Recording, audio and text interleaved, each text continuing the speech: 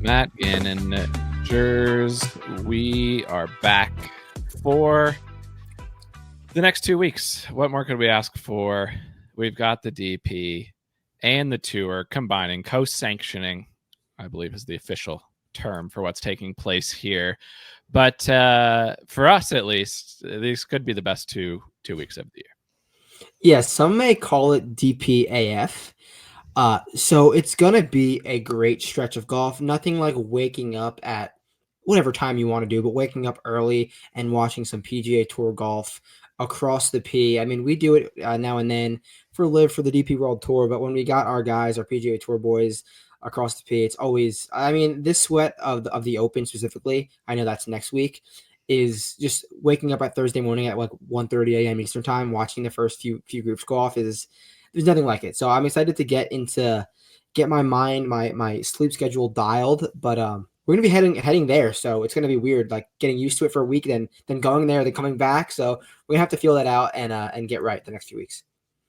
Yeah, I was thinking about that because we're leaving Friday night, so we'll have the first two rounds here, and then we'll head across the P. And it was last year on, I guess that'd be Sunday night, that I was live sweating Pearson Coody in the playoff at the Baked Disco. But people are probably wondering, let's just get to it straight out of the gates.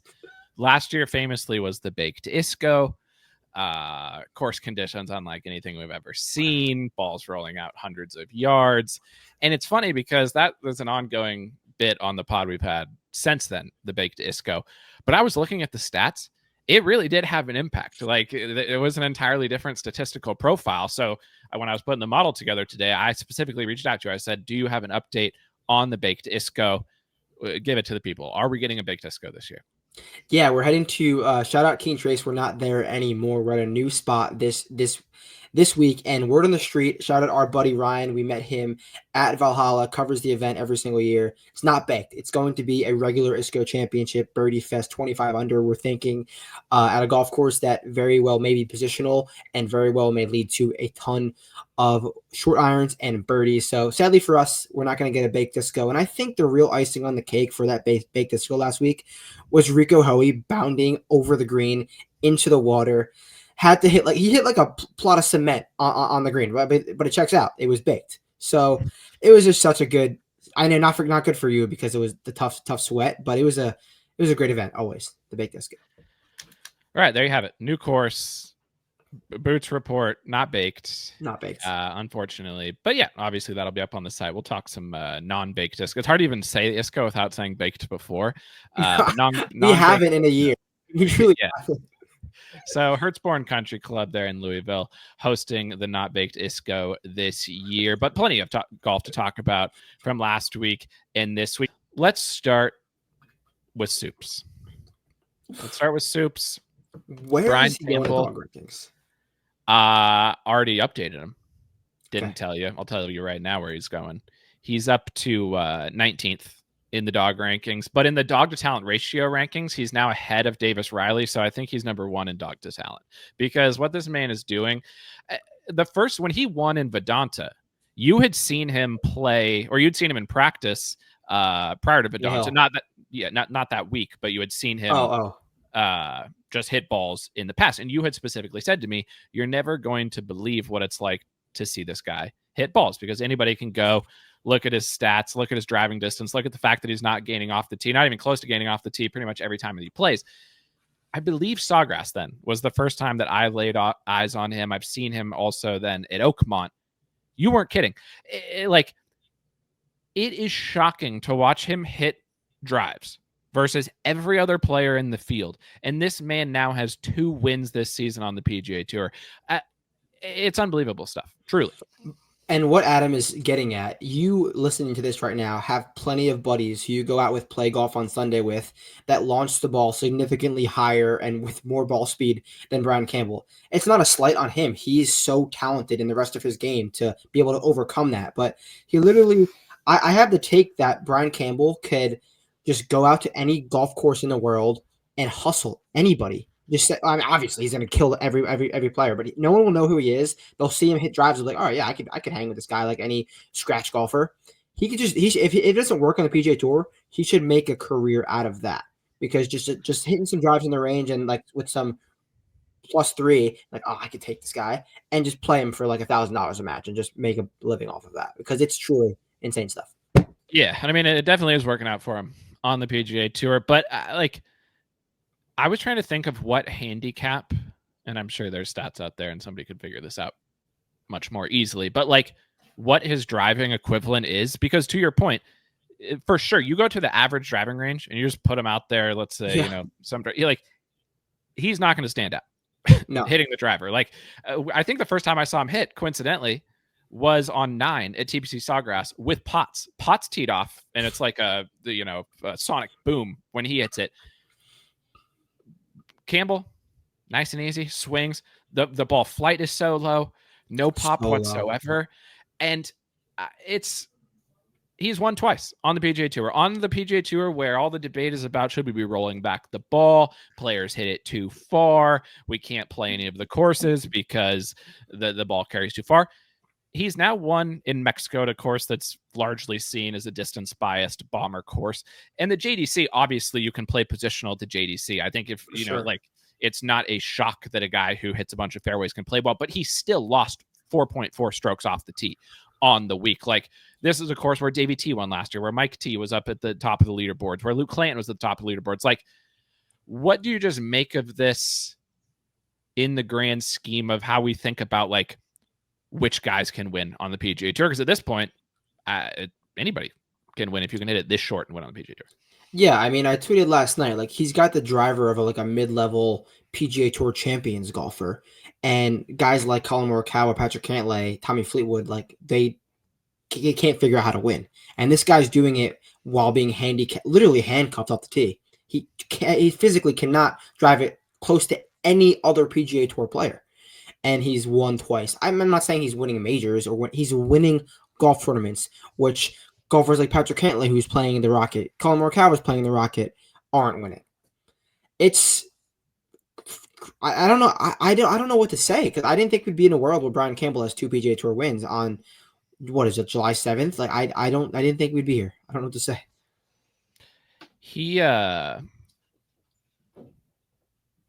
What was I pulling up here? Oh, this is what I was pulling up. I've got his comp, but he is the peak version of this player. I'll let you take a guess, because I think you could get it if you thought hard enough. DP player, Viking Cupper, not currently on the Viking Cup roster, but his stat line is this golfer, but this golfer never wins. Viking Cupper, give me like 1 minute. Viking Cupper, what's the nationality? Swedish. He had a card last year and he lost it. Oh, Sebastian Soderberg. You would think. Alexander Bjork. Oh, fuck. Yes. Oh, obviously. Brian Campbell, like, go look at Alexander Bjork's stats and compare to Brian. They're the same player. And I always thought that, like, there was no world, even on the DP, I never would bet Alexander Bjork, even when he was, like, clearly so good in every statistic. Remember when he was good?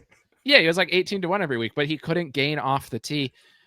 Brian Campbell is basically like made me.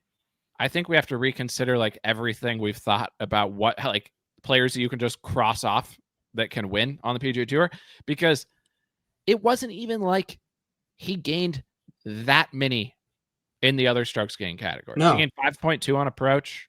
He gained 2.4 around the greens. He gained 6.8 putting. Those are all, very much spike efforts. But winning, like, does it say something about the quality of the field, the other players? Like, how are the rest of the field waking up today knowing that they lost to a guy who lost 4.4 strokes off the tee? I mean, that's what I'm saying with like Morikawa and Cantlay. They haven't won. They're losing to this guy. What I was going to say, Brian Campbell has never gained a full stroke over 4 rounds in his entire PGA Tour career. Not one time ever. I think the highest he's ever gained was in Mexico, and it was less than that. Yeah, it was 0.8 off the tee in Mexico. Which is insane. Insane. He, at the end of the day, is a golfer. The man golfs his ball. He doesn't, that's all that he does. He looked so, I'll also give some, because you have to start thinking about, like, again, how does this come to be? How does this stat profile win twice on the PGA Tour this year? Strokes gained caddy has to be factored in here as well. I watched the last 9 holes. I was focused in on the tennis. It's Wimbledon. We'll talk a little Wimbledon today, of course. But I flipped over to watch the back 9. I liked what I saw on the strokes gained caddy front. Crisp, clear. I mean, he was striping it at the pin every single time, getting the putter in his hands quickly. The vibes were good. I don't know. You're the caddy knower. We might need to find some more details out here, but just a shout out to the strokes gained caddy, because to win twice on the PGA Tour, like, there's zero margin for error, none, 0. Mm-hmm. Like, he has to play perfection. Strokes gained caddy, shout out to his caddy. Yeah, I'm not sure his name, but they're always out when I'm at Boots, solo by themselves, just playing, dialing in whatever they need to do, and it doesn't work every week. It's not like he's making cuts. Like, he's not. Who's making every cut? Victor Perez or Antoine Rosner. They're not doing that, but they're winning golf tournaments when they get into the mix with High Dog. So they really are focused on their craft in a given week, and it's paying off.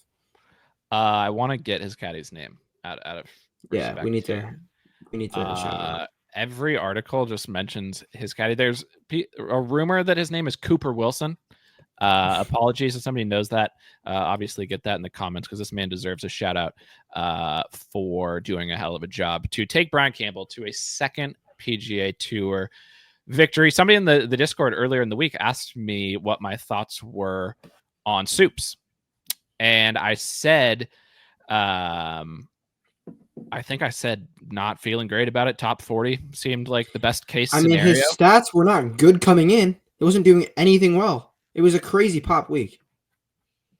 He missed. I mean, to be fair, like, he had played the U.S. Open and Memorial, which aren't going to fit. He did gain across the board, almost an all green Xander week, but the putter was ice cold at the Charles Schwab. What I didn't know at the time when I was asked what I thought about Soups on the weekend, I'm not saying in any way this would have changed me all of a sudden being in on Soups for the week.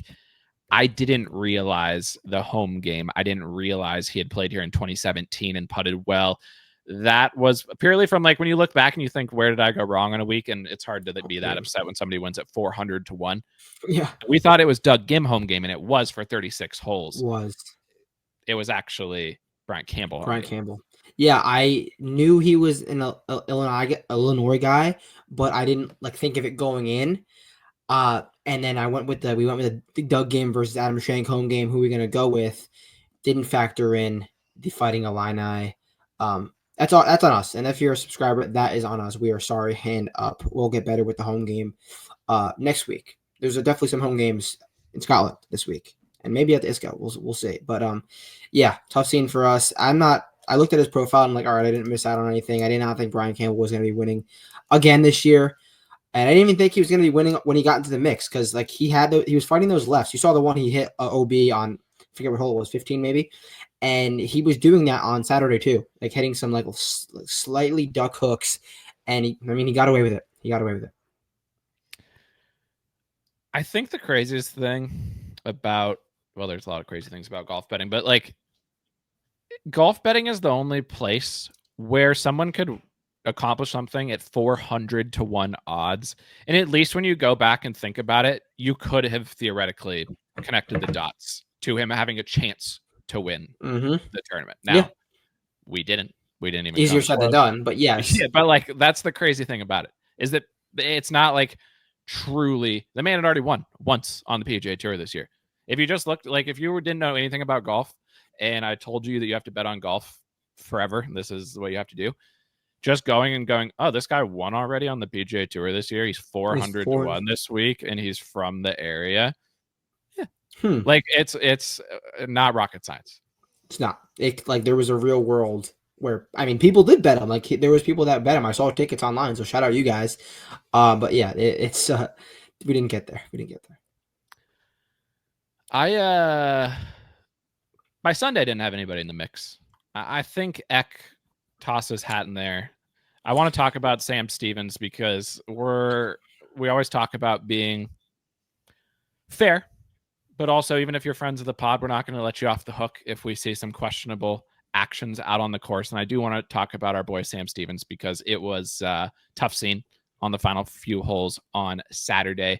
But outside of Soups, any thoughts? Obviously, Griot gets into the playoff. Nothing more Griot than losing. Not he didn't lose the tournament because of this shot, but like his final moment of hope was a full swing flop shot from behind the green that like doesn't really come anywhere close to doing what it needed to do. That to me was just peak Griot. Yeah, Because that's so many times I've lost money on Griot doing something around the greens where you're just like, what are you doing? Yeah, I thought it was honestly. I watched every single second of the weekend because I had Doug Gim, 36 hole leader, didn't really go well, and then T30 finished, didn't even come close. Yeah. And then I had Austin Eckroat, who was 3-back going into Sunday, so he was definitely around, and then he played well on Sunday. Just I was really upset when he ended up he went OB on 17, the par 5, and made a 6, and that would have gotten into 17 under, and not that 17 under would have gotten there. What was the playoff at 18? So I was like, oh, we have a chance here to get to 17, and then maybe we'll see what happens on 18. But he played well. He just had two bogeys in the middle of the round. But Austin Eckroat, I was happy with my pick. He striped it. I had Lee Hodges and Austin Eckroat led the field on approach, so that's definitely a Vic lap for us and a Vic lap for our future markets.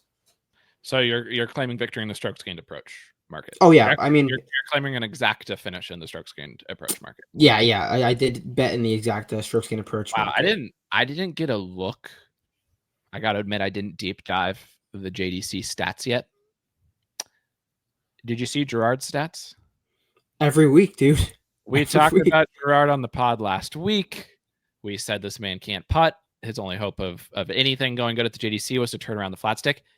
Led the field in tee to green. Now it was only for 2 rounds. It's rare to see somebody this generational tee to green and struggling this much with the flat stick. We're in rarefied air here with what it's talent though. Like it's talent. If I could be a golfer, I would want to be him.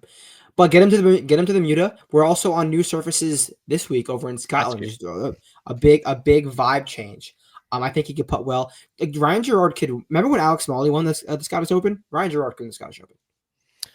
Well, I was about to say, I guess this ties in, was Gerard would go over to the DP right now and win every tournament by 5 strokes, because you can lose 10 strokes putting on the DP if you're this generational tee to green and probably still win. But that was an aside.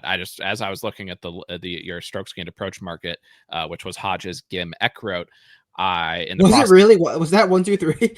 Yeah. This is up there with when Lucas Glover gained 13 strokes on approach at the Black Desert. But I would have been. And you had Kitayama too, right? That week. Generational stripes from Kurt that week. But I was gonna be kind of upset if Griot won, because Griot came in with some generational strokes gained approach over the last few weeks, and he's a guy who's played good at the JDC before, and I was gonna be pretty disappointed in myself if he won. But as soon as Soups took the lead, like again, I wasn't truly locked in until the back 9, but I was following the scores, keeping tabs. He's so steady. You just kind of knew that nothing was going to go wrong for him. And you had model darling Kevin Roy up there, who's obviously going to stripe tee to green, but he was never really a threat to win. Shout out David Lipsky. The man pops every once in a while. Very, very rarely. He famously won Sony, famously won Bay Hill. He's more of a Bermuda. I think he won the Memorial too. Difficult golf course striper. Another home game. I believe he went to Northwestern. Yeah, he got robbed on that putt on 18. I actually thought about because as we talked about last week with Hatton, it's very easy when things go against you, a Tommy Fleetwood like situation, to think you're the most unlucky golf bettor that exists. You might be cursed. What happened to Lipsky? I don't know if anyone was on Lipsky. If you were, like, great call, hard out to you. But just like in that moment, it's just golf. Like, the man hit a perfect putt on 18. It was turning dead center. Yeah. After he just makes eagle, Duck hooks the drive, scrambling. Brutal moment for Lipsky, because let's be honest, who knows if he's ever in that position again. And I just wanted to say, it made me think, like, I'm not cursed. This game is cursed. We love a curse sport. You're definitely right about that. And like, he seemed to like take it well. He was like, and then he got right back. And also in that same regard, it was on, I forget which hole it was, but it's the dog. It might be 15, the dog leg right par four, or 13, the dog leg right par four. That's has like a mid iron in. He missed right into the trees. Also, where Max had missed earlier in the week, and he was seeing if he can get a drop because of he was standing in like a cart path tire. And honestly, I thought he probably should have because he was standing right in the tire, and the guy was like, "No, like there's no waters coming up," and his caddy was like, "Dude, the tire track's right here." And Lipsky's like, "No, there's a great window right here. Let's go. Hit it to 20 feet." So like that's just like good guy Davey. Like take your breaks, take what happens, and like don't get mad at the situation. Don't get mad at yourself. So I'm now a David Lipsky fan. Yeah, I've always been a Lipsky guy in the sense that everyone knows that about you. Yeah.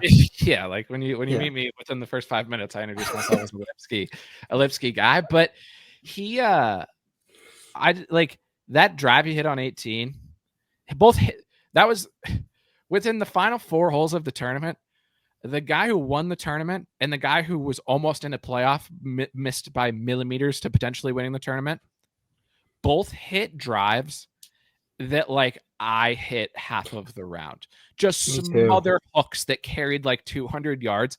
And those were the guys in the heart of the mix at the JDC, which I'm a Lipsky. I'm also a JDC guy. Like I'm not here to say anything bad about the JDC in no way, shape, or form. It was an entertaining event.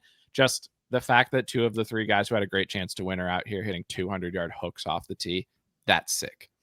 Yeah, and it doesn't feel good. Shout out Chris Ebom from Twitter. I played with him today before we potted, and I hit a aspirational number of duck hooks left. So I know what it feels like, David Lipsky and Brian Campbell. I do. So are you saying you're not coming in good form to Boots? No, I'm feeling all right because it's a little bit more open over on the links. But we played a tight northeastern course. I hit a few too many left. I will say, this actually kind of ties into ports in general. Last year, obviously, we were in Scots. We were on the west side of Scotland up there. We were in Largs. We were at Troon. We were playing these true links. Like when you think of, we were eating at Spoons. When you think of the links, you imagine the Scottish links, very flat, very wide open. You kind of spray wherever, hit it like 3 fairways over, like I was doing at that one course, and then you still have like a clean shot to the green.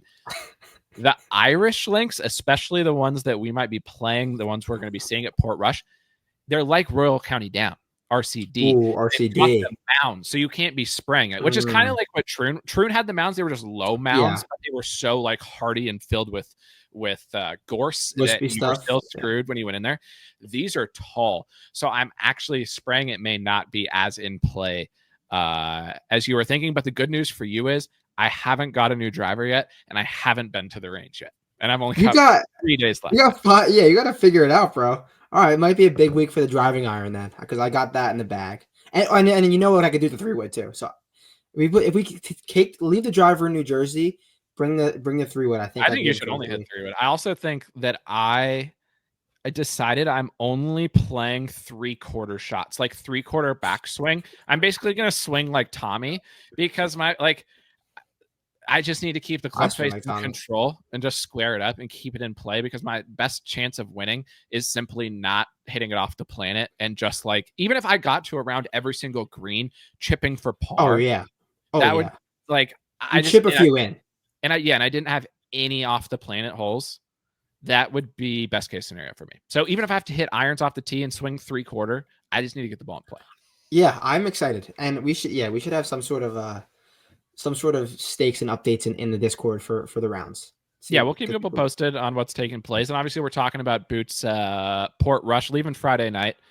We talked about last week, staying across the street from the course, going to be there Sunday, Monday, Tuesday, so we can get as much Boots in as possible. We'll also sneaking in a couple rounds out there on the links. And there's good news coming from Portrush Jers. We also said last week on the pod that upon getting our Airbnb, we received a text from the host saying, good luck with the weather. We were concerned. It's been a tough year of Boots weather. It's almost too nice. I'm concerned that we're not getting the real experience here because I'm seeing a Sunday forecast of 77 degrees and sunny. I'm seeing a Monday forecast. Why do I have to log into the Weather Channel? Hold on, I'm confused. I can't figure out the Well, I mean, what weather. you said to me, it seems like we could be in. I mean, we better because it's been a tough year for Boots. We deserve one like great weather, great trip.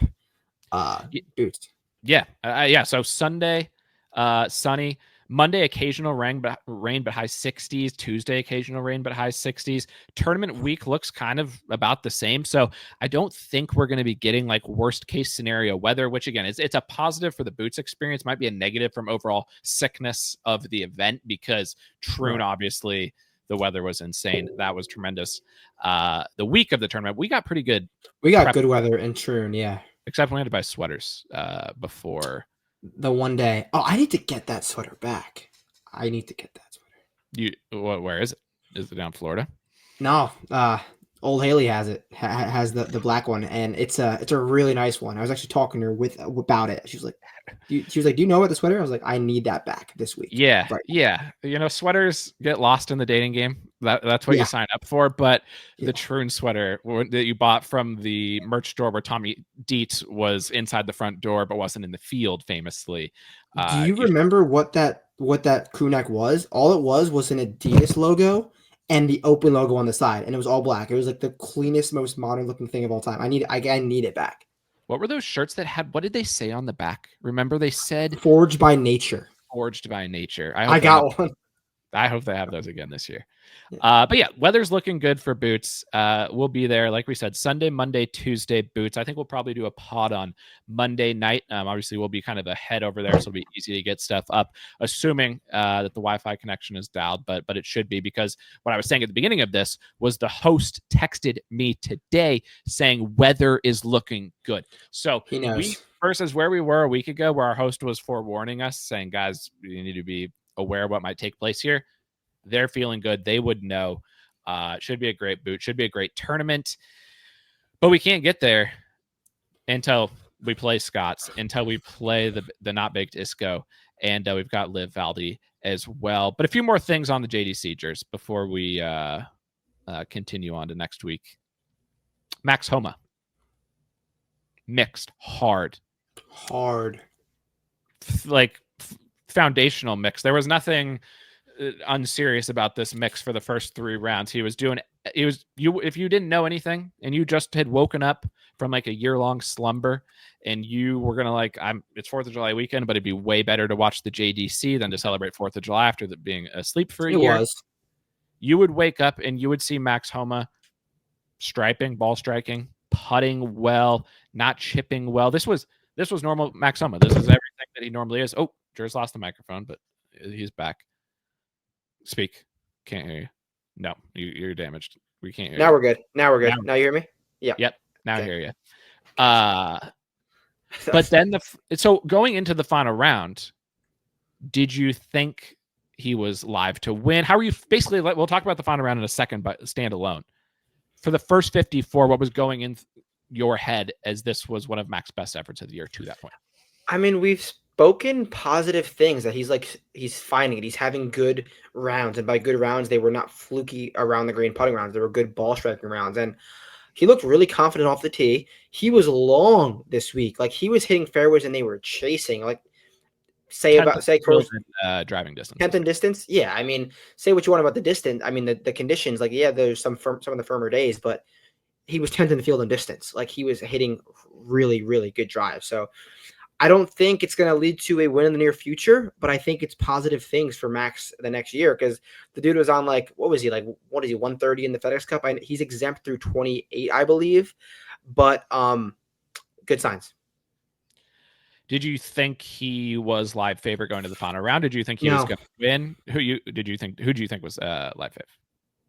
I thought a chaser was going to win, but I honestly was worried about Davey. I was like, because guys will go back back to back once a year, once every 2 years, and I thought we were kind of due for a back to back. Because when's the last time we've seen a back to back? If you know off the top of your head, because I don't really know, but I feel like we get one every 2 years. Has Scottie gone back to back somewhere this year? No, no. Yeah, so it hasn't happened this year, I don't think. So I thought we were due for back to back, and Davey was playing great, and he went in the water twice on number 2. Can't do that. and he was playing very unserious golf. He is so mad all the time, and when he's actually mad, he's like triple mad. He was hitting the bad shots and like going like that with the club and like holding it. I do those a lot. Like I really want to throw up and I'm like settle yourself down. He was hitting those a lot. So I just tough throw for it. Davey. I'm kind of Rory style. I'm Rory. I have to get it out of the system to be able to like move forward. So I try not to. I've definitely improved over my life. But yeah, he was looking really mad. And we've talked about many times that Davey T, at all times that you ever see him, looks like he just isn't having fun out there. So I'm sending positive vibes Davey T's way because he seems like such a nice guy. But there's obviously, the I wasn't surprised basically when I saw him getting pissed there in the final round. And I didn't like had Davey T last year. He's been putting so bad that going into this year, I was like, I'd have a hard time believing it. But for 3 rounds, it just looked like kind of that case where he's so comfortable at this course. He's generationally striped tee to green every time he plays. We know that about Davey T. But kind of faded there in the final round, which I was surprised by. I think going into the final round, I kind of expected him to maintain the lead and close it out. He had led for, I saw a stat, it was like 6 out of the last 8 rounds at the JDC. He had led, obviously finished the door last year. He knows what it's like to win a major. He does. I thought we had a JDC merchant on our hands, and we very much still may in the future, but didn't work out for Davey T. But going back to Max, once Davey T started to falter in the final round, to me it was Max tournament to lose. Like I get he hasn't been playing great at all lately, but still purely on dog, purely on winning PGA Tour events. When you're hitting it as well as he was, it wasn't like he went into the final round missing anything in his game. It was all there, and he just putted so bad in the final round. He couldn't make an important putt over the weekend. Like he put fine throughout the week, but he didn't make an important putt when he like a high dog putt. There's a difference between putting well and making high dog putts, and he didn't make the high dog putts, which he has in his career. He also, even though he gained off the tee in the final round because he was hitting it so far, he still only hit 5 of 14 fairways. And in the conditions out there at the JDC this week, that was going to hurt you, even if you ended up gaining a little bit off the tee using distance. So the driver like loses the accuracy in the final round, loses the putter in the final round. First time hard mixing in a long time. Good for Max. Good to see. As you said, I think it was at Philly Crick where I said to you, and I think I put it in the Boots report, like I'm not in on Max this week, but I like what I'm seeing from him, at least on the range. Nice to see it translating to the course. Is he playing this week? I don't know. I don't know. Imagine he's playing the baked. That would be so sick. Definitely not playing the baked. I didn't see his name on the Scottish, probably not. Like not off the top of my head. That's weird. I wonder who else isn't playing this week. That's weird. BG. Why did BG play last week? And obviously he missed the cut, but like there's really no upside to playing the JDC at this point. He's already locked in on the team.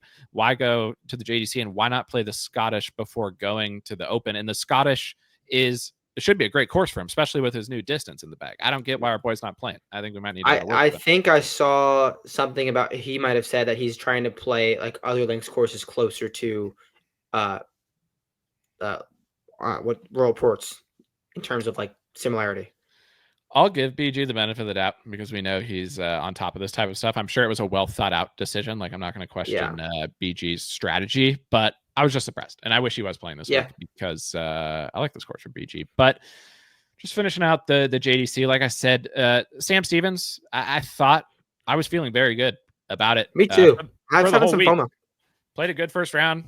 Second round, he gets off to a hot start. He's live fave standing in the second fairway on he was playing the back 9 or the front 9 is the second 9. He's that par 5 that turns the corner. He's in the middle of the fairway. I check on my phone. He hit it in the water. He must have hit the tree like right in front of him and made bogey. I think it was I think it was like a layup, honestly, and it hooked it. Honestly, because I was watching it live. I couldn't really. It was a weird situation. He was like, I don't know if he actually was in the middle of the fairway. I think he was a little like left. And he hooked it trying to lay up, and then he made whatever he made. So that happened on Friday, and at that point I kind of was out. I was like, that's just so bad. Impossible mistake to make. And so I was kind of out. Then on Saturday I was out and about. and I'm checking the scores, and Sam Stevens isn't really making any birdies, but everyone was struggling on Saturday. It was Diffie C's out there at the JDC on Saturday. Next thing I know, he's tied for the lead.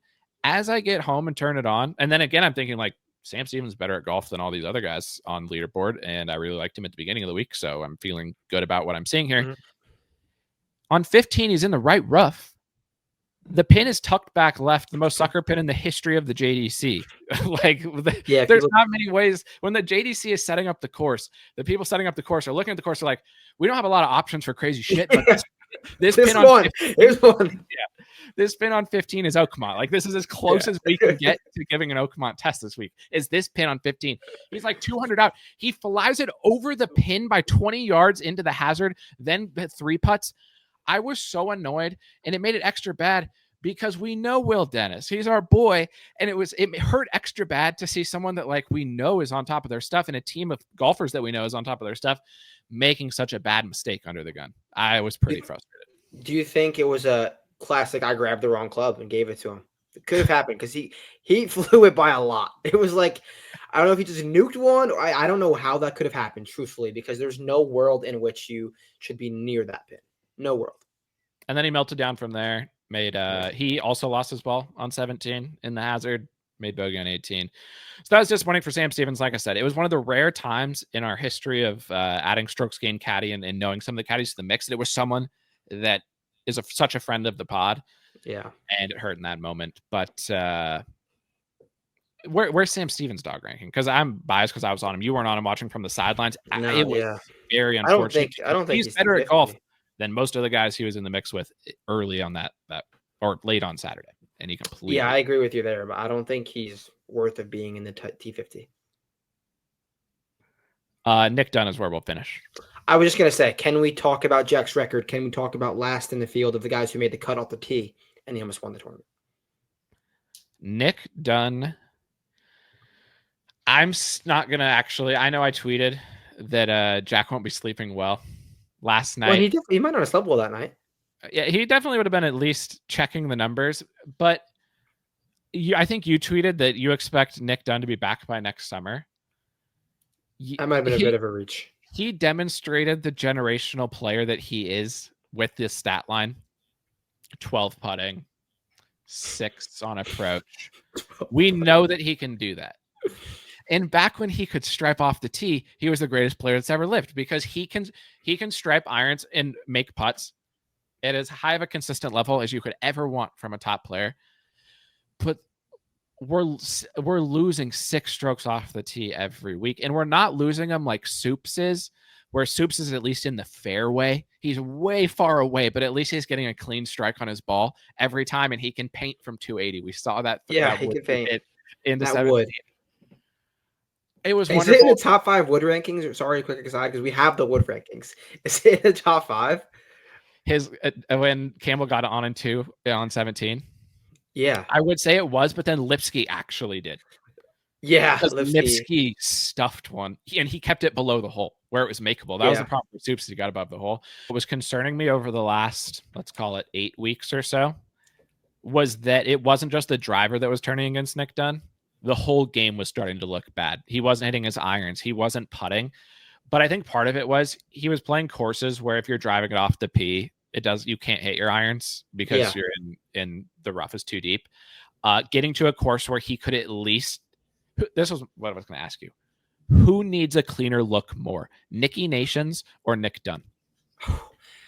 I don't know, because there's variance there and there's like levels to it, because Nick Dunn needs a clean look to like make the cut. Nicky Nations needs a clean look to win the tournament. Like, I don't know. So this is how, because it popped into my head yesterday of who needs a clean look more, because we famously said many times that Nicky Nations, Nico Echeverria just needs his ball in the fairway, and he's minting flags every time. We've never seen him not hit it next to the pin from the fairway at Boost, and the stats back it up. If you, let's say the JDC, that you on every hole placed their ball next to each other, not necessarily like at average distance and average accuracy, and just put them in the same spot, who wins the tournament? They obviously finish first and second. There's no question. Yeah. But who wins? I think it comes down to the guy that can like make chip one in. I don't know. Like it's Which a is true Nations. coin flip, which is Nations, I guess. So I guess it's Nations, because Nations will put every single one of those to 5 feet. Nico's, Dunn will put them to like they 25. both suck around the greens, actually. L25, Echeverria's minus 0.6 per round around the greens. And Nick Dunn Nick's a little bit better. Ever since he learned to chip, I think after you challenged him to learn the nuance.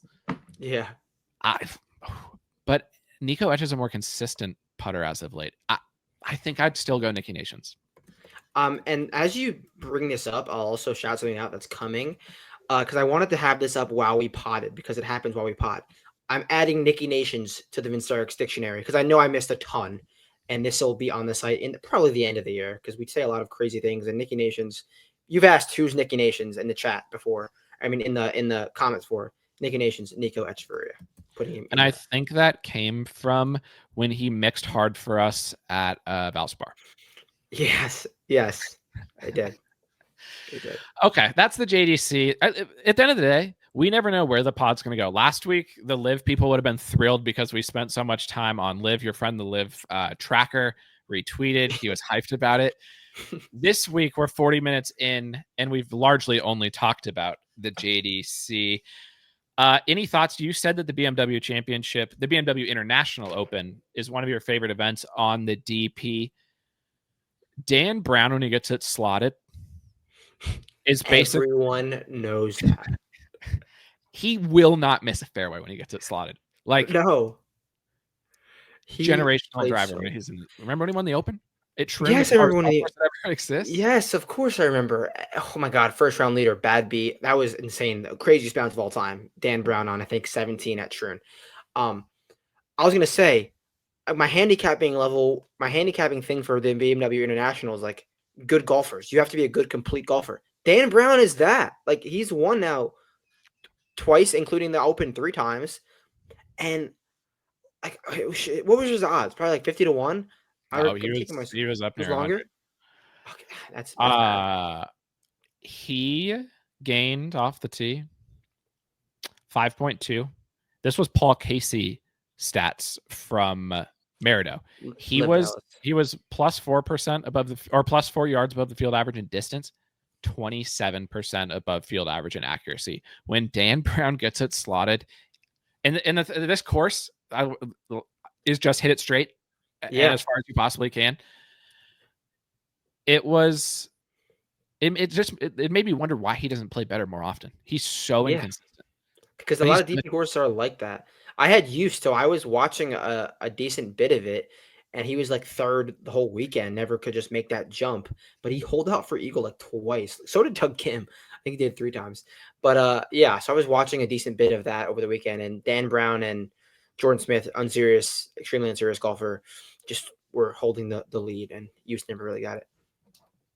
Juice never has it, to be fair. Never has it. No. But he was good odds this week. He's usually at bad odds. He was like 55 to 1. Yeah, that's fair. Yeah. I had Wrighton, and it was almost Jocko in Detroit situation. He only won the DP tweeted Dan Brown winner, 1 bogey last 54 holes. They were like hyped about it. Wrighton only had 1 bogey the last 54 holes too, and he was ahead of a DB going into the weekend by 1 shot. So I was a little disappointed in Wrighton, especially he was only 4 back going to the final round. I was like, he shoots 60 every final round. This should be an absolute. Yeah, that was bad beat. It's guarantee. Yeah. I fully expected to wake up on Sunday morning, because I woke up on Saturday, watched, and he didn't play bad. He just couldn't make as many birdies as everybody else. I'd also never really seen him drive. He sends it. I'm excited to see him at the Open. Yeah. I'm excited to see a lot of the DP guys at the Open. Oh, yeah. Houghton got injured. Coover. In. I was shocked that we didn't know Marty was in until this week. What are we doing?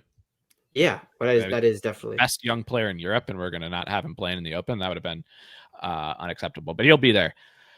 All the same. What I wanted to ask you was a question that popped up into my head while watching the DP this week, while thinking about British golfers that absolutely stripe. Perfect golfers. Perfect. Everything so perfect about their games. If Tommy Fleetwood, Jordan Smith, and Paul Casey were playing in a golf tournament with no other golfers, it was just the three of them, would any of them win? I would give that to Brian Campbell. I think he would take that. I think he would.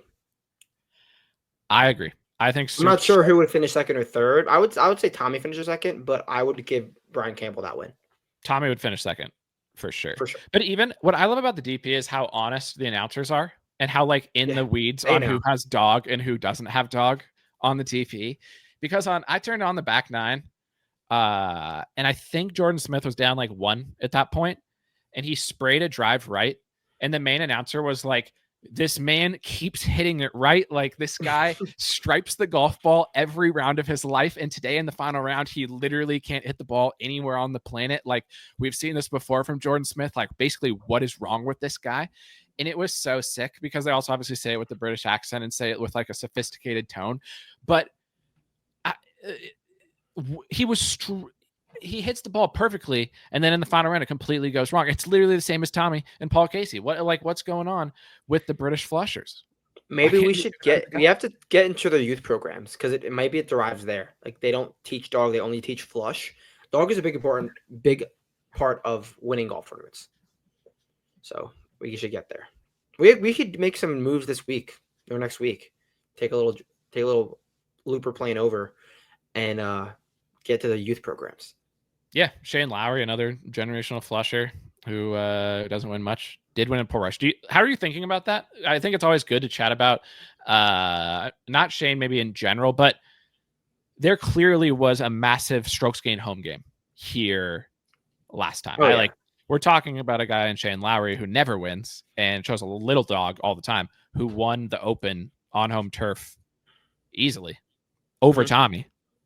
Mm-hmm. Tommy was the next closest man to winning this tournament. Do you think the power of Ports is going to elevate low dog players again? I would get a shirt that says the power of Ports, but also I think this is kind of off topic, but I think this is a massive litmus test for Rory's career. He said in an interview, like, because he hasn't been playing golf in terms of like energy. He's like, if I can't get up for Portrush, I don't know what I'm going to do. So you're saying we're going to see him like if Rory like lethargic and we know how he looks. Yeah, we know how he looks from being there so much. He may never win again. If he doesn't have to win this week. He just has to look the part. You're saying like if he is playing bad, he looks just furious. Unlike at Oak when he was playing bad and we were watching, we were like, this guy doesn't care. And then he was like feigning anger with the club throws, but it was like a character. Like we know when Rory like doesn't look interested. If he has that look, his career is over. Okay. This is something to monitor next week for sure. But I'm excited for Rory at Ports. I think from when we're there watching practice rounds, because the Open always has the deepest crowds in the practice rounds. I've been to Royal Liverpool 2 years ago and Troon last year. And the crowds on like a Tuesday or Wednesday practice round are as deep and intense as a tournament day at any other of the majors. They know ball that I've been to. And yeah, they know ball at a serious level. They're out there in the way worse weather too than the weather we see at other practice rounds for the most part. And they follow the DP guys with a passion. And so I think it's just going to be interesting to see how Rory looks. I have a hard time believing, and I agree with your take. If he somehow can't care about this event, then yeah, he might as well retire because, and not saying that it's bad that he should retire, like literally just be like, I'm good and just walk away. Be Tom Brady. Just go out on a high note. Don't try to do too much. But I think that's not going to happen. Like the weight, the power of strokes gained home game. We're going to, I think we should play it. I think if the listeners have an opinion, should we play Hollywood Golf Club on Saturday before Boots, the home of Rory McIlroy, to start to get a feel for Rory and his chances for the week, get a feel for the crowd? Because we have to drive past it to get where we're going. We could easily play. I already looked at tee times. Yes, let's play there, and let's play the course with my ancestors. Let's do both of those. Dungannon, and that's Darren Clark's home course, another Open champion. Oh, we would be in it if we did that. We would have the winner easily. You And know that's how in the why fields you'd be? we'd at least know what to do about Rory. I Yeah. can't guarantee more than that, but I can say that we would have a strong sense of how Rory will play for the week Is Darren because Clark playing? In the he should. I think he should be allowed to play. he's probably hitting the opening tee shot, so we'll really know what to do. Yes, and they're going to have the big screens up where they're talking to the players while they're hitting. Scott Olson struggling a little bit. We Yeah, thought he's too busy caddying. we thought caddying was gonna. He might have to stick with caddying.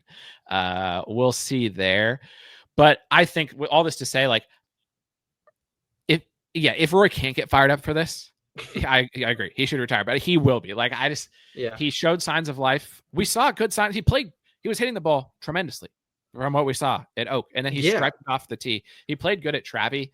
Like, I think that's a perfect lead into this week. Do you think Rory cares this week? Because if he cares about next week already, and he knows deep in his heart that he's going to care already, then he'll be focused this week, and he's going to want to play well. Yeah, I mean, like, Rory cares beyond belief, in my opinion. I don't know. Like, I'm not going to like bet Rory this week or like hype up Rory this week because I really don't know. I think next week is where all the focus is. I think the focus is on Ports. Well, I mean, which makes sense. So, I don't know. I think it's next week. I mean, after he won 2 years ago, he finished T6 at the Open and all green Xander across the board. So, like, I don't think he would not want to win, basically. Yeah. And so I guess what I'm saying is if Rory cares next week, if you think Rory cares next week, and I'm saying you and me and anybody who's thinking, like, trying to think about this, then I would have to think that he will care this week because he needs to prep. He hasn't been playing serious golf. He's got to be like, okay, I need at least 1 week of serious golf to get back into the peak mindset. I think the question of Rory versus Scottie this week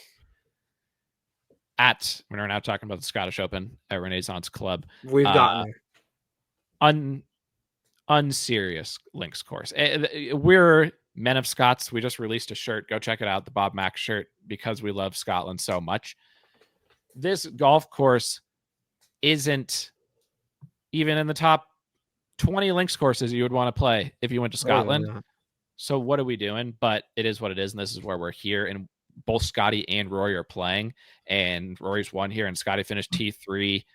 The weather doesn't look like it's going to be bad at all. To my point, the weather in Northern Ireland is going to be good. The weather in Scotland's going to be good. The weather's been great at Wimbledon, that part of the world. It's just been nice weather as of late. It's not going to be a serious links testers. So why couldn't both of these guys just do what they do best and be strokes all green Xander across the board and really play well? And so most people, I think, are going to have to pick one between Scottie and Rory. Where are you leaning? Are you in or out on both, either? Where are you at? Leaning Scottie for sure. I think, I mean, he's had his deal of trouble with the links. I'm more in than out than you are with Scottie links. And not that this is like links beyond belief, but it is, I guess, links in terms of what we normally see. So I think Scottie is A, going to figure it out, and B, he showed that he can hit it well here before. The putter's not been great here, but he's been an overall better putter across the board on every surface this year. Yeah. I have a couple things to say on Scottie links. First of all, I'm out, not hard out, but I think of the majors in the same way we've seen him struggle at the U.S. Open. The quirky, firm, and fast links tests, I don't think are as good for him. And it's not robot Scottie that we know is where he does his best work. And I also think I'm biased because I saw him at Royal Liverpool.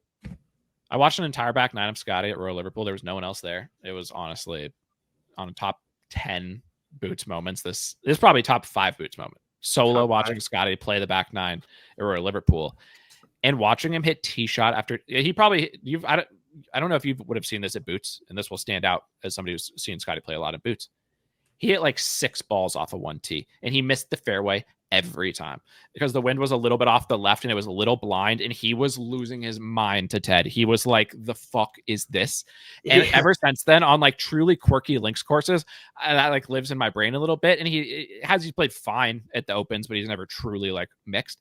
All that to say, this isn't that. This is TPC Renaissance Club this week, and I think that plays into Scottie's hands.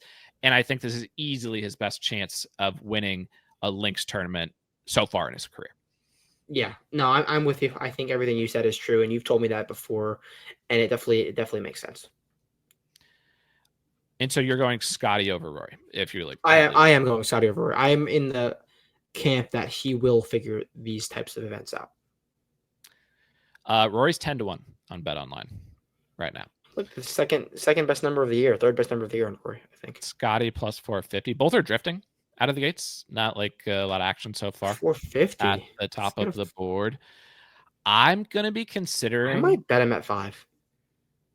If he gets to 5, I might consider it. I'm considering some different approaches this week, whether it be the dual forecast, whether it be probably not the without. I think, as I said a handful of pods ago, on a week where I truly believe Scottie is going to win, I think the dual forecast is the better play. I think you've grown on me with that take. Like I with you.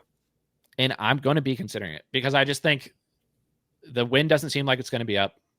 The course is going to be playing, I think, in some ways similar from like a ball striking perspective to how it played in 2023, which was the best finish that Scottie has had at Renaissance Club. Coincidentally, the year that Rory won that year. But I do think this will be it's like an obvious take, but I also think not many people would say this week, and there's weeks of the year where it seems like only the top of the board is going to play well. I think this is the best chance we've had in quite some time for Scottie and Rory to kind of have a battle near the top of the leaderboard come the weekend. Yeah, we're so deprived of that. But yeah, I do think that is a fair take. Like, are you really leaning towards like not without the dual forecast market? I need to. I'm not certain on anything. It's early for sure, but I just think that like there's so little this week that can throw Scottie off. He's played well here before. It's the putter that has hurt him, but he's putting it. It's just crazy, even like making models now. And Scottie's top 10 in putting every single time. And it's like just a year ago, we were talking about, imagine if Scottie was good at putting. Wouldn't that be crazy? Wouldn't that be super fucked for everybody who's playing golf against Scottie Scheffler? And now he is. And so I think any course that doesn't have quirkiness to it in the way that like Oakmont obviously was just a different level of test and quirky stuff going on. No quirkiness. I think that really plays to Scottie's strengths. Quail Hollow makes sense as a comp. Muirfield Village makes sense as a comp of places where you can just strike it around and play well. Yeah, I think I'll want something? Yeah. I was just looking. Scottie, Rahm, Thorbjornsen top 10 is around 100 to 1. There's worse bets to be made in the world. Wait, there's worse bets. You're saying this week, if Scottie to win, Rahm to win, which is a lock. Rahm is not winning, so this bet is already off. And if Rahm didn't even play good here last year, and we just talked about this on the last pod. The weeks you single bullet Rahm on live never work. The times you build like a normal 8 to 12x card, if things go well, I'm already out on this bet because it's down the path of no success. But keep Rahm going. Is winning Valderrama. Finish the bet. Rahm to win Valderrama, Scottie to win TPC Renaissance, and Thorbjornsen to finish inside the top 10 at the Not Baked. Around 100 to 1. Yes, Michael Thorbjornsen. Okay, at 100 to 1. I thought at first you said 10 to 1. 100 to 1. Yeah, that'd be horrible. I've heard of worse ways to bet on something 100 to 1 for sure. I just think What's the worst way to bet on something 100 to 1? I think you should give out an official parlay of the week because you're already kicking around some parlays, and why not toss one out there for the folks. Okay, back to the Scottish. We talked about Rory. We talked about Scottie. The next person whose name comes up on the odds board, depending on how you sort it, is Tommy Fleetwood. Jers. And listeners will know what happened with Tommy Fleetwood at the Travelers. People will know that I had Tommy in that moment. I I can't even speak basically because it's hard for me to look at the name Tommy again. It's the first tournament, obviously, that he's been playing in since that moment. You talked to me about Tommy and if he could somehow win this week.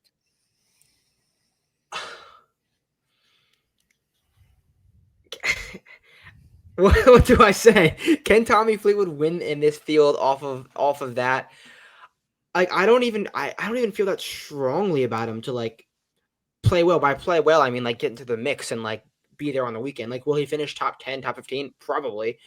But like I'm not jonesing at the core to bet Tommy Fleetwood and chase that. What are his odds? 25 or less? Less. Yeah. And Tommy Fleetwood lost in a playoff here at 10-1 to Aaron Rai. Aaron Rai I like better than Tommy Fleetwood. But he's finished second T4 and T6 here. Like he'll be there. I expect Tommy to be there. Unless he's truly depressed after what took place. But I think Tommy doesn't care. I think he'll be like back and ready to flush again. He can't help but flush. Okay, I'll ask you this then. He really can't help but flush. He loves doing it. Tommy Fleetwood, chart or not chart? I hope not chart. You're considering it? Me betting Tommy? No, I'm not considering betting Tommy. Okay, thank you. No, I'm not. I can't. Okay. But that's why I asked you because I just have to steer clear. And even if Tommy wins, like I wouldn't even be mad at this point. Like I say this and knock on wood, and now this is going to come true. Now that I've spoken it into the world, like I did with Grigor Dimitrov's injury today, which was absolutely brutal. You did do that. That was so terrible. I saw that. We'll talk about that in a second, so people know what we're referring to. But even if Tommy won this week by 100 shots, or if Tommy makes a hole-in-one in the final round to win the tournament, I wouldn't even be mad because the darkness of the moment of what happened at Travelers, I'm in peak darkness. I'm in like a black hole where only darkness exists. You can't get more dark than that. So I'm not going to bet him. I'm going to steer clear, but I think I've settled on that's how I feel about if it happened. Okay. I think that is very fair. And it's not worth dealing with, in my opinion. But I have the final parlay. It's okay, parlay of 115 to 1. 115 to 1 parlay of the week. Scottie to win the Scottish, Rahm to win Live Andalusia, and top 40. We're gonna call this the World Golf Hall of Fame parlay. Top 40 Miles Russell, 114 to 1. Put your not mortgage, put a few bucks on it. And if you want to bet 114 to 1, Miles Russell top 40, John Rahm, Andalusia, Scottie Scheffler.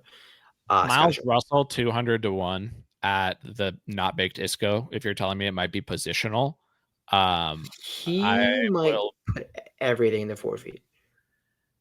200 to 1, Miles Russell. Crazy things happen, dude. He can win. I mean, Koiven was up there last week. Nick Dunn. Who's the youngest PGA Tour winner ever? Is it Nick Dunn? No, I don't think it is.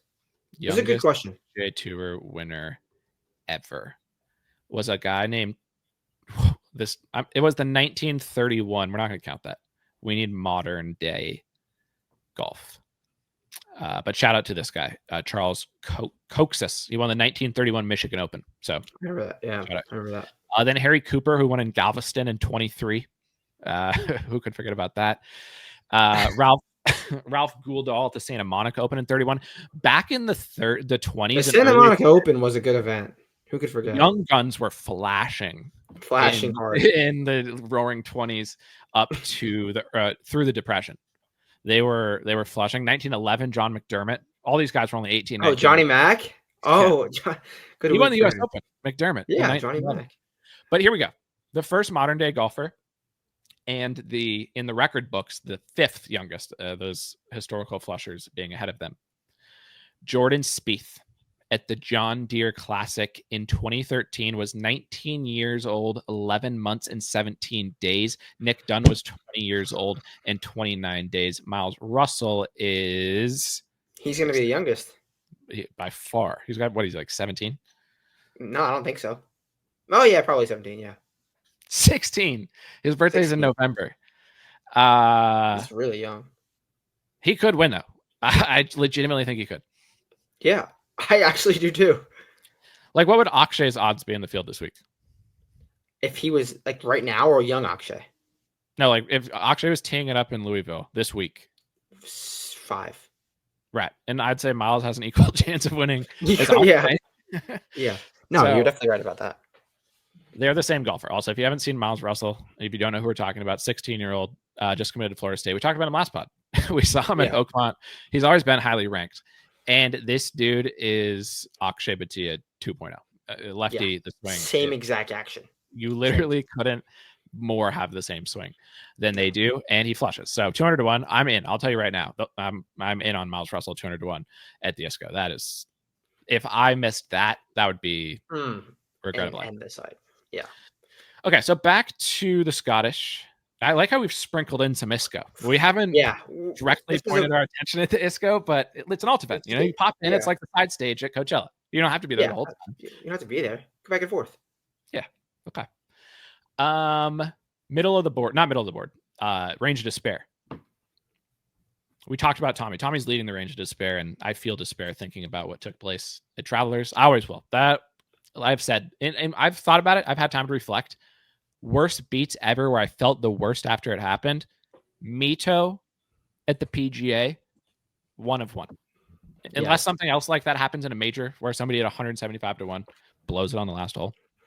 Tommy at Travelers for me, number 2. And that's going into it knowing that Tommy had no chance. But because he was so ahead. But we're over it. We're moving on to the Scottish, and we're in the 20s after Tommy. Ludwig. You got a 30 on Ludwig. So apologies. Xander, 25 to 1, former champion links specialist.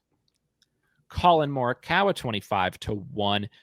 Billy Foster on the bag. I love it, Jers. This is what I've been waiting for. I'm here on the pod in this moment. If you're a long-time listener, first of all, we love you. We can't do this without you. We thank you so much for the support. I've been waiting to hear like your assessment on this. I need to grab a charger real quick for my laptop, but start your Billy Foster assessment because I'm listening. And so for those who don't know what we're talking about, and shout out to those who do, we've talked about the Colin Caddy situation on the pod all year long. I saw Billy Foster was announced this morning. My initial reaction was in. I was like, this is spicy. Billy Foster is one of the most like firm caddies in the game. Most doesn't give a fuck caddies in the game. He took Matt Fitz to a U.S. Open title at the Country Club. Brookline. Yeah, I got it. The Country Club. I always like to say the Country Club over Brookline, but sometimes I forget because they have 2 names. But it's the Country Club is classy. He took Fitz to a win there. As I've had more time to digest it today, I am so in on Billy Foster as Colin's caddy. It sounds like it's just going to be 2 weeks. It's only for the link season. Colin is calling in a hired link specialist caddy. This is what I've been talking about. Finally, Colin's thinking clearly, and I'm excited about it, Jers. I really am. How do you feel about it? No, I saw the news. I was in a little midday nap, and I saw the Colin Billy Foster news. I was like, this seems like something Colin wouldn't do, but I think he knows that Billy's not going to take my shit. But maybe I need this. So is it a Colin maturing moment? Is it a Colin take the next step finally moment because Brian Campbell's winning tournaments over me? It could be. Vibes are high, I think. I think they are. And on one side of the equation, you have the fact that Scottie's in the tournament and Colin can't win when Scottie's in the tournament. Everybody knows that. That is true. However, Scottie was in the tournament when Matt Fitz won at the Country Club, and Scottie was in the field when Matt Fitz won at Hilton Head. So I don't think Billy Foster is afraid of Scottie. I think Colin might be. But so that's on one side of the equation. But I think this is perfect. I think there's a possibility that moment at the Rocket when he got in a fight with the reporter for doing his job and tried to tell everybody how to do their job, and then he got their names wrong. That was, we talked about it last week or 2 weeks ago. That was a dark moment in the Colin saga. People were shitting on him. Everybody had turned against him. Got rid of Griner. We took a step back. We said, let's see what happens. Let's see who the next caddy is. This is who it needed to be. This is literally perfect. I didn't. This never came to my mind. No, but it makes so much sense. And that maybe that moment was so dark for Colin that it was a wake up call. He was like, I can't be like this anymore. It's open season. I'm an open champion. Royal Ports. So do you think with all that being said, what matters for us this week is 25-1 at the Renaissance Club. That's a lot higher price than Colin has been in tournaments like this over largely the course of the year. He's been down there. Think of where he won. Think of when he won the Open. It was that in some questionable open weather conditions, meaning it was very benign and easy. We're early leans that we're going to get something close to that on a fake links course. I think it's a perfect storm for Colin to get into the mix in this situation. Tied for fourth here last year. He's gained putting in back-to-back starts here. He's been striping tee to green. It's the putter that's been letting him down. And if he just has, and I will say, Colin's always been a streaky putter. Colin is also a streaky player in general. He's a vibes guy. And the vibes have just been off. And we've been talking about how off the vibes are for a long time. He's now flushing again, generationally strapping tee to green. Better vibes, just a guy who's on him, keeping him focused throughout the round. The putter could just heat up because he cares more. Yeah, I think last year I bet Colin and Ludwig as a two-man card. And Colin played well. I remember it was a few years ago when he played like shit and said that he didn't like those conditions, and then he won the next week. Is that right? Yeah. So irons weren't interacting with the turf correctly, Jace. Right. Who could forget? And yeah, I think, I don't know. Maybe I can go back to him. It's early, but I think I'm more in than out on Colin. I agree. I think I haven't bet Colin in a long time. As I said, I was out on the JT. The other guy was part of this. Next guy on the odds board at 35-1, JT. He's on the flip side of this. He hasn't, unless something. Do you have any breaking news on Griner taking over for JT this week? As far as we can tell, that isn't happening yet. At least no news there. So Minister's still in the bag. JT's played this event a lot. How do you? I guess I should give the JT. Have we settled on the fact that I should give JT takes for the year? My headphones are really loud, so I'm really listening right now. I am kind of in on JT, but I still think he drives it too far off the planet. I don't think you need to drive it straight at Renaissance. I think you just need to hit it around the field average, but JT hasn't hit it around the field average in a long time. And even though he's played good here when it was a DP event, he's never gained on approach here. I was going to say that. I think this is a massive litmus test for, is JT, does this course just not vibe with his eye? Because JT's having a great approach season. He should gain on approach here. What's going on? Why is he not getting on approach? My guess would be that he's hitting it off the planet and he can't get clean shots with his irons. Yeah, so it's like a Nicky Nation situation. I got you. If you give JT the most clean looks, he will win. He will win. This week, yes, he will win. If you give JT the most clean looks. So if JT can somehow give himself clean looks, 35-1 definitely is a fair price, I would say. I think the numbers outside of Scottie and Rory, you get into the 20s pretty quickly on guys who sometimes you get worse odds on. You get into the 30s there. But does that just mean that Scottie and Rory are the places to look this week? I mean, the model says so. Lude. I know you have an inkling for Lude. You always have an inkling for Lude. Not necessarily an accurate one. One time, very accurate. I'd say a handful of times in the middle and a couple times off. I would say you're kind of recently you've been a little off in your Lud feel, but I do still think of you as a Lud guy to some extent. Yeah. I want to know your opinion on Lud. I trust your opinion on Lud. Could this be signs of life after a, what did he finish at T36? 36. The around the green play is really bad. And it's he's never been the greatest around the green player, but he's also never been the worst around the green player. He's kind of been up and down. Best iron form of the year, which has been a concern. Stroke Caddy's big this week, but this is fake length, so maybe not. He had no dog last year. Remember where were we when we do you know what course we were on? This was right after the 283 wood. That course was sick, and it was around the same time. You're right, when Lud was falling apart at the Scottish.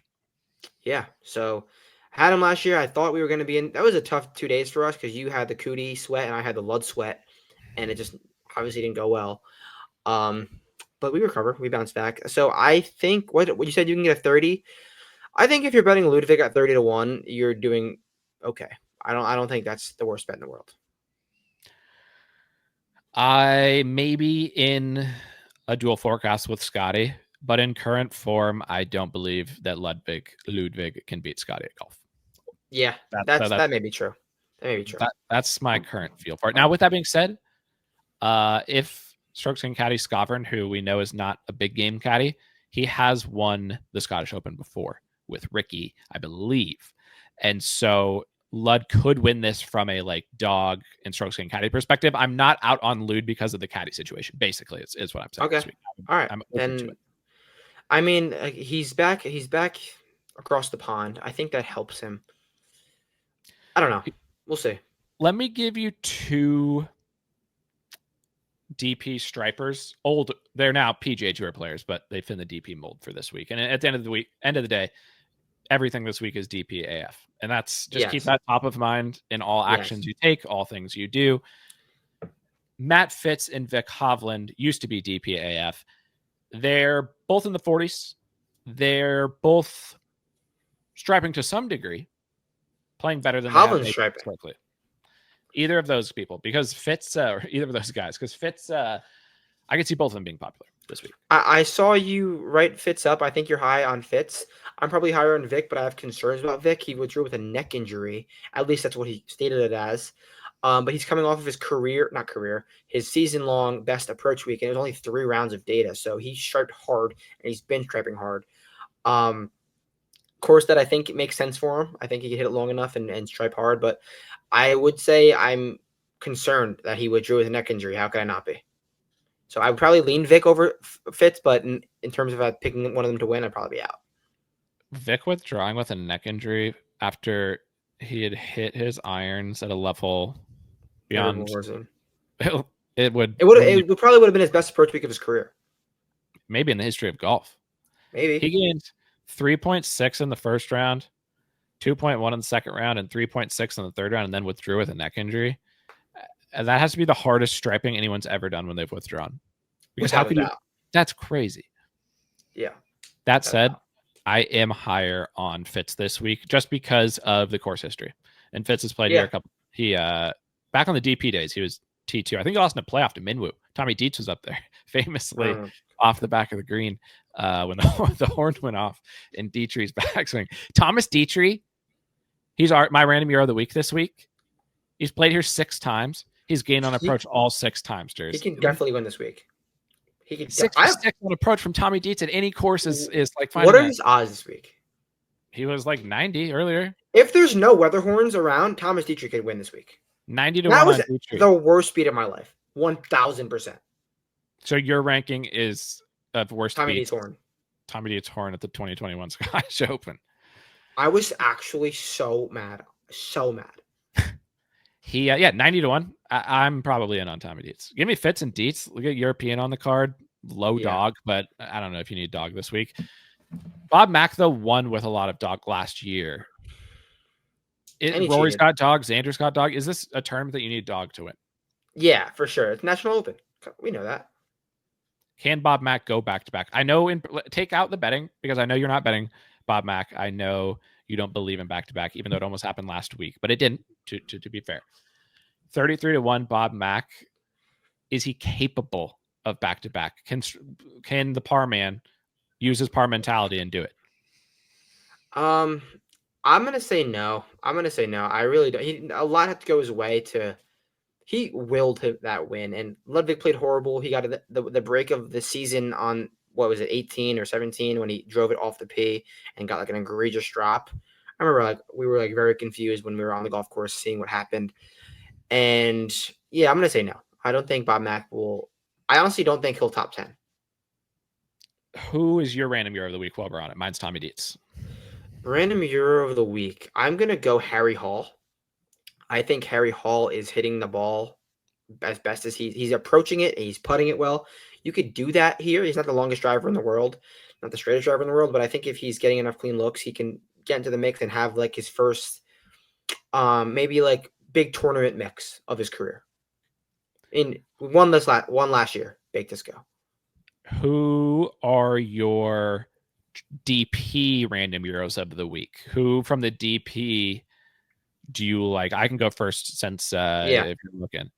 Obviously, Marty Koobs, but I'm not picking Kuvra as this guy. I think he may be a little too popular potentially, but he's deserving of being popular because he's one of the greatest golfers that's ever lived.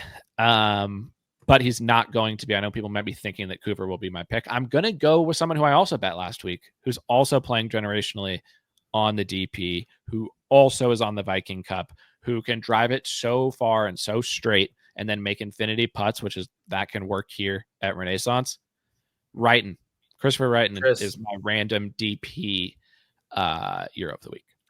All right, I'm gonna go with a guy who I might take in the low French market. You're not gonna probably expect I'm taking this. I'm gonna go with Hugo Coussard, a guy who bombs it, and can get hot with the putter. Finished T19 last week, struggling on approach, but driver putter mold surely works at the Renaissance. So I'm gonna go with Hugo as my random Euro of the week. Hugo was T46 here last year, gaining off the tee, gaining with the putter, losing approaching around the greens. Driver putter. Pure. Who do you have in low, most likely to pull a Tringali and play the greatest round ever played and act as an artist out there? Who do you think most likely artiste, not in the without market of JT? Sam Bairstow. He could make everything on and around the green, and he also drives it a long way. So I'm going to go Sam Bairstow, the real Sam B, to have the low round of the week. Also, Saha's coming back next week. As first reported by his girlfriend on Instagram, but then Underdog Golf reported it. So he's back. He's back. He got cleared to play golf. Okay. That's great. That's great. I'm excited to see him out there at Portrush. You said Sam B, and that's actually a perfect transition into a guy that I for sure have my eyes on this week.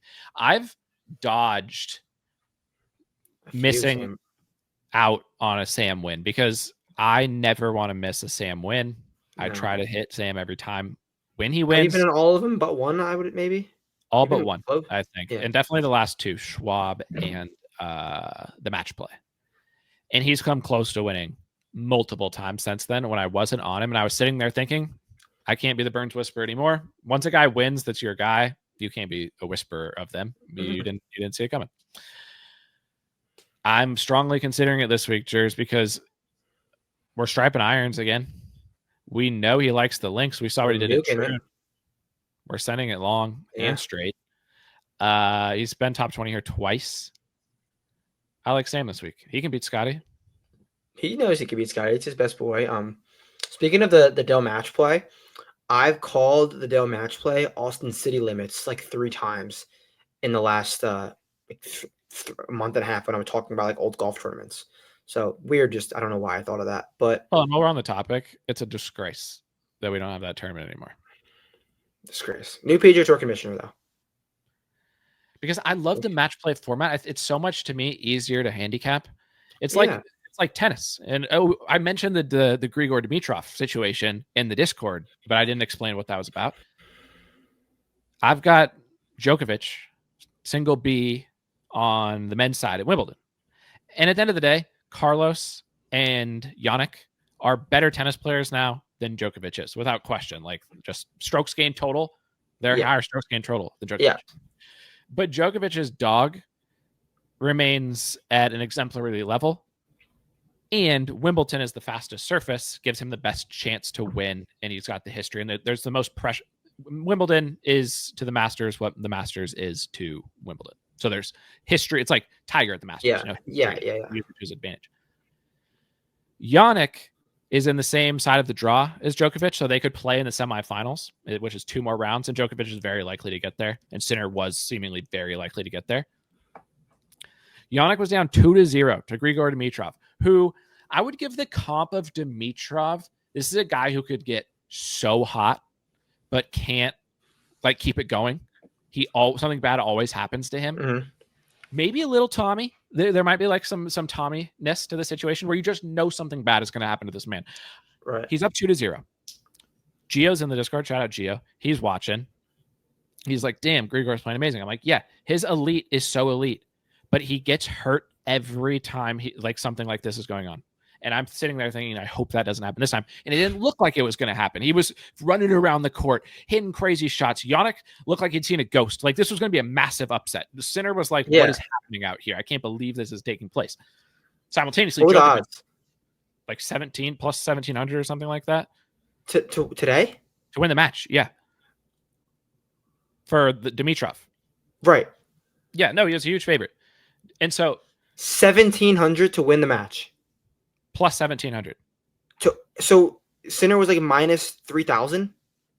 Yeah, he was a huge favorite. There's like in tennis, you can have huge favorites, like especially over 5 sets. It's like Scottie playing against some middle level player, but on a driving range with it's the upsets of this caliber basically just don't happen in the majors. It's just like the top players make the quarterfinals and semifinals seemingly every single time for the most part.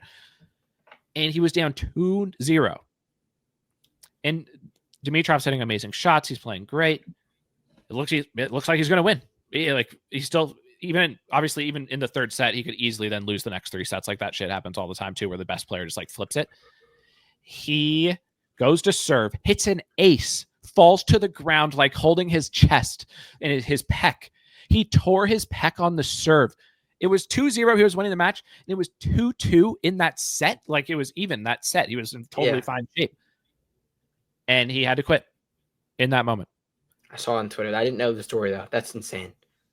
That is, and you don't have him. You have Djokovic. No, but I was hoping he would lose because Djokovic would be a huge favorite against this guy. This guy was a true flash in the pan moment. This guy having his life basically, and Djokovic would be very much a big favorite. But now he has to play Yannick. And the thing was, why it's super annoying, beyond the fact that this was so sad for this guy, he was crying on the court. Every fan of tennis has seen this happen to this. It's his 5th straight major where he's had to quit during a match. His body just can't go the 5 sets. Late 30s, I think.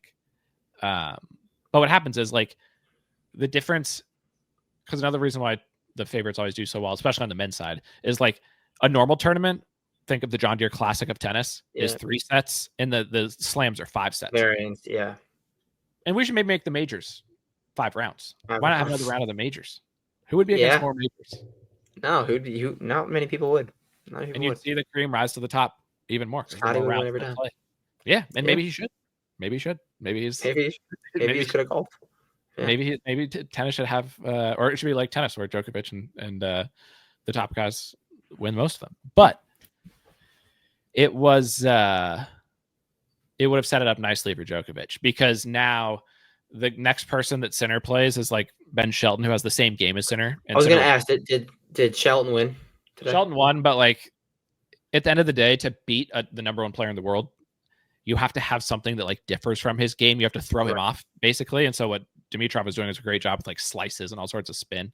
Shelton just is a power hitter, and so is Sinner. And Sinner is the Bryson of power hitters. Nobody's going to outpower hit him, and so he'll win.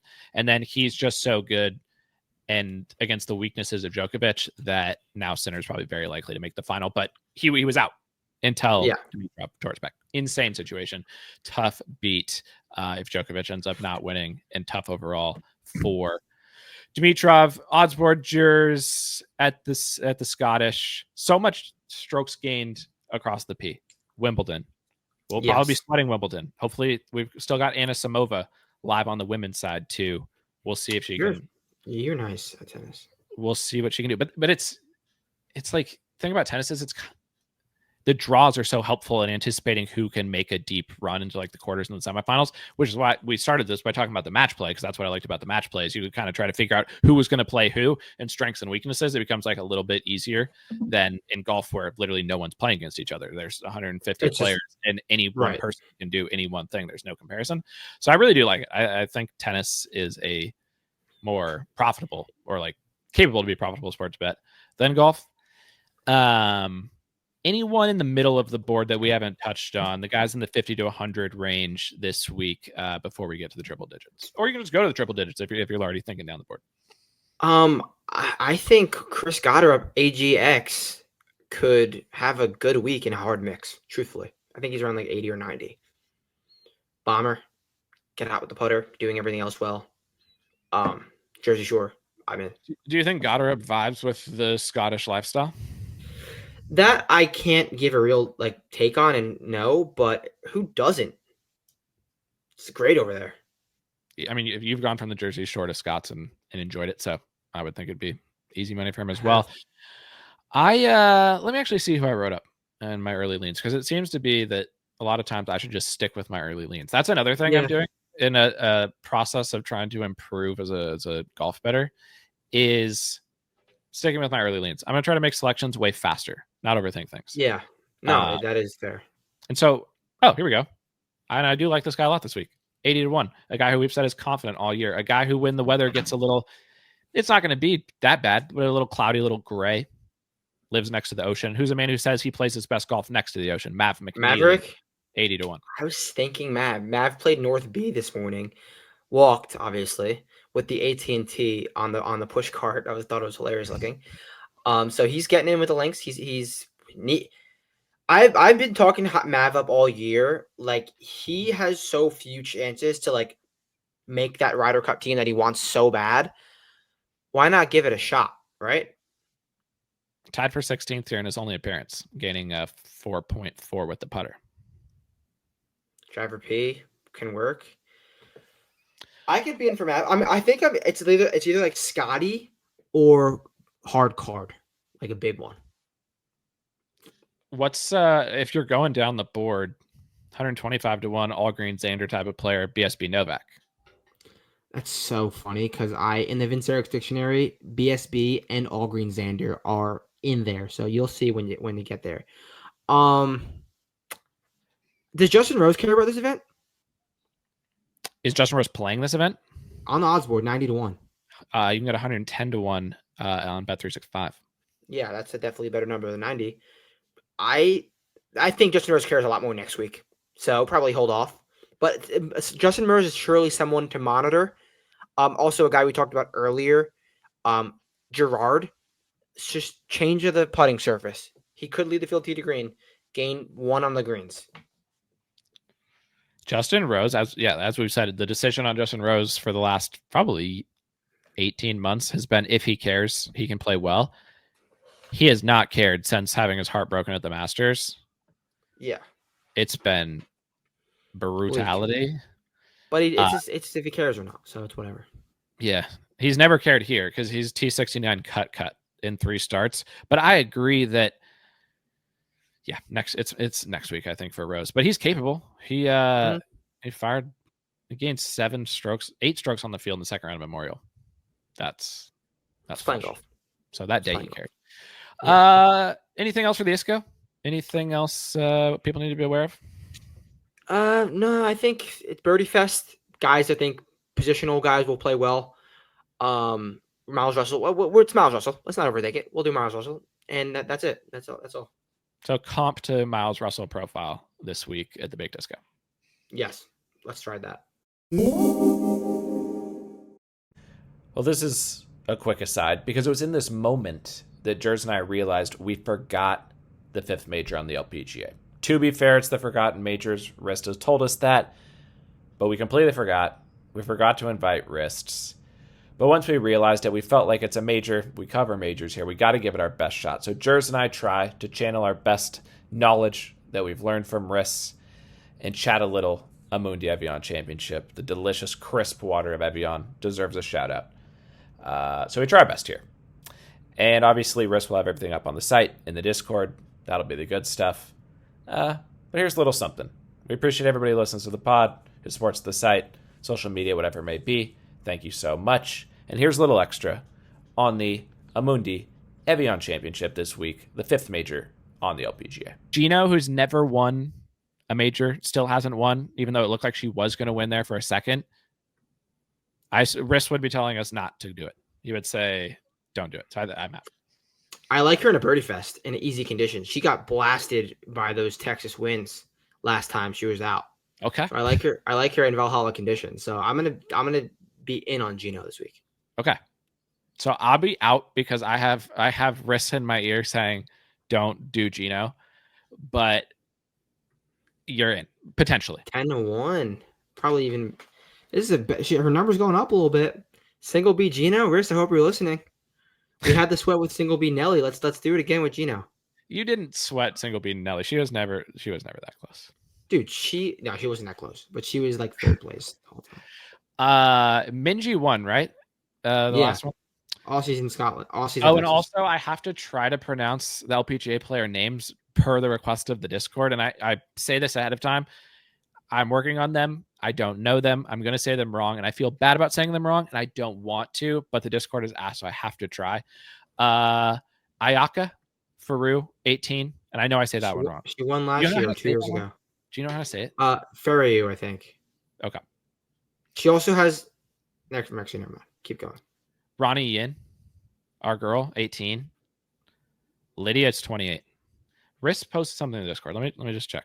Did you see what Lottie Woe did last week? One on the ladies. One on the let. Yeah, by like 10. Clowned him. That's 3 miles this week, dude. Yeah, easily. I wonder what her odds were. Yeah, they're probably like 25 to 1. Riss would know. Well, last Risk in the Discord. Risk early was on Lydia, and in the same way that this would be the equivalent of I'm trying to think of a guy who you like know. Who would you say when you bet you most think has you feel good about it? Like who do you know the best on the PGA Tour? It was X, but he played like at the worst week. No, it's still X. 2 majors. Wait, did I bet X last week? No, I didn't bet X. No. Oh, we didn't even talk about Xander. What could you be in on Xander this week? You bet Xander at Travelers. And he had like the worst week of his worst approach week ever. I don't think I could. So no, I don't know him. No, well, I'd say majors is where you like hitting him his first 2 majors that lives on. But yeah, I would say, but still, because I think at the Open, for example, if you say you're in on Xander, people will respect that and think that that's like a important. I don't think you lost that at Travelers.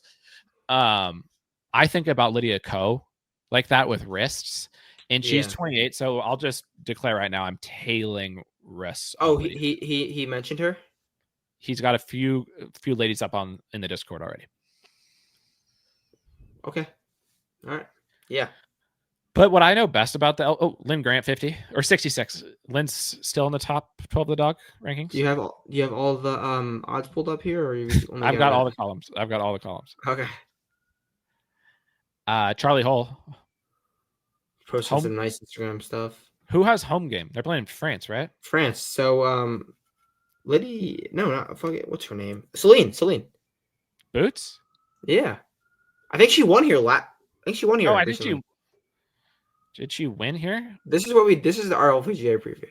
It's honestly, this will be kind of funny. She won here in 2023. Won by 6. Clowned him in the same way that Lottie Woe did on the ladies European Tour this week. Yeah. Brooke Henderson was 6 off the lead, but Brooke Henderson won in 22. So she's an Evian merchant. Charlie Hull T3 in 2022.